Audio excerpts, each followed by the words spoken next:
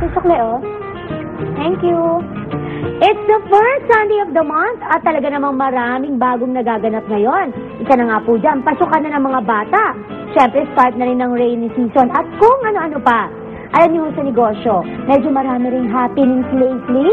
Eto nga si Michelle naman, magandang kita ng May, kaya may mga planong lalong palakihin ang negosyo. Ako po si Gladys Reyes Someru. Samahan niyo po ako sa kalahating oras para malaman niyo ang tamang diskarte sa negosyo. Dito lamang sa #1 Negosyo Partner on TV. Go Negosyo, kaya mo, tagumpay sa kahirapan.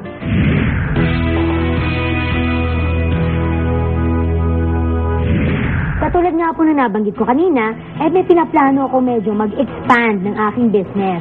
At isa nga po sa mga major implications nito, syempre magdadagdag ako ng tao, ano? O kaya yung tinatawag natin na hiring. Kaya naman alam niyo ba, tinawag ko yung kapitbahay naming HR expert galing po sa Jobs DB para mas maintindihan ko po ang tamang pag-empleyo. Kaya naman kasama natin si Miss JJ Viray. Yan, ng HR Jobs DB. Miss JJ, hello. Kumusta? Naku, salamat po at nadaan kayo sa aking tindahan. Oo. Naku, unang-una ko na gustong itanong sa inyo.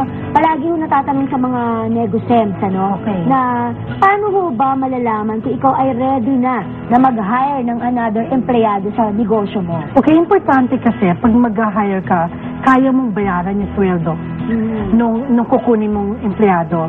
Alam mong tama na yung panahon para mag-hire pag ready yung kumpanya na mag-operate, no? Sa expansion naman, ganun din. Kaya ba nung kumpanya magbayad? Kung hindi pa kumikita, yung dapat na i-hire mo tao, tutulong para kumita ng iyong sa negosyo mo. So, yun ang mga signs para makapag-hire ka na. So, halimbawa ko, decided na ako na mag-hire ng empleyado. Ano naman po yung next step na dapat gawin? Paano ako, saan ako makakahanap ng tamang empleyado? At ano po yung mga proseso para makapagsimula na yung kinuha mong empleyado sa'yo? Okay, importante kasi, lalo sa maliit na negosyo, ang kukunin mo, yung madali mo mapagkakatiwalaan. So, umpisahan mo sa kamag-anak mo, sa mga kaibigan mo. Yun ang muna, referral muna. Bago ikaw mag-advertise sa public medium, no? Ate, paano naman po yung kasi bilang para po yung mga micro-entrepreneurs natin, yung mga small entrepreneurs, ano po ba yung basic compensation talaga? Okay, meron kasing provisions yung law na pag naman, pag maliit lang yung kumpanya mo, pwede hindi ka naman mag-minimum kagad, no? Ano po ba yung minimum mo yan? 385 yata. A day po? A day. Pero kung maliit nga lang po yung kumpanya? Pwede naman yan. Meron may provision sa law na pwede naman, na mas mababa doon. Pero bibigay mo dapat yung benefits niya. Yun ang pinaka-importante. SSS niya, yung kanyang PhilHealth, yan, miski na yung kasambahay natin, kailangan yan eh.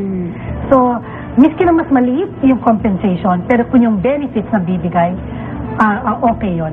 Ibigay niyo naman kami ng tips kung paano naman mag-arrange ng tamang taas ng sweldo. Kasi importante na yung gumawa ka ng financials mo. Ano ba, magkano ba yung benta mo na project at magkano yung kikitain mo pagkatapos lahat ng gastusin. Doon mo malalaman kung magkano sweldong pwede mong ibigay. Normally naman sa startup, sa maliliit na kumpanya, mas understanding yung makikipagtrabaho sa'yo. Kasi alam naman nila maliit yung negosyo. Siguro, ihingi na lang sila pag lumaki na yung kumpanya. So eventually na lang po. Eventually, oo.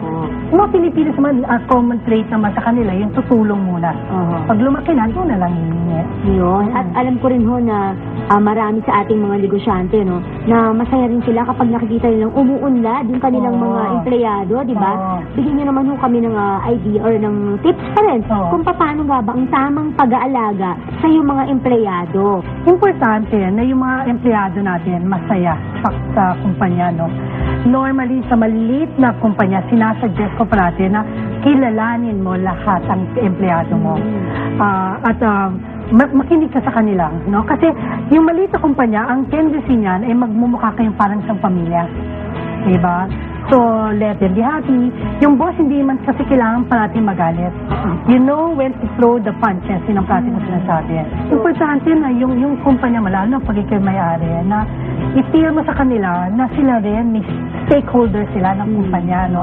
Kung lumaki siya, lalaki rin sila sa kumpanya. So in short, mahalin po natin ang ating mga empleyado kung kayo man ho ay isang malaki o kahit maliit na negosyante dahil kasama natin sila sa ating pag-unlad. Di ba? Oo. So, naku, ang dami kong natutunan sa inyo, no? Pero mukhang sa sinabi nyo, ready na yata ako mag-hire ng makakatulong ko sa negosyo. Oo. Dahil lalo na nga po ngayon at medyo ako po yung nagdadalang tao, no? Oo, kailangan tulong. Oo, naku, maraming salamat po, Miss JJ. Thank you. Very much Buti po. nagkadaan ako. Oo nga po. Pauuna Thank na you ako. po, Thank you, salamat po, thank Miss you. JJ. Ingat po.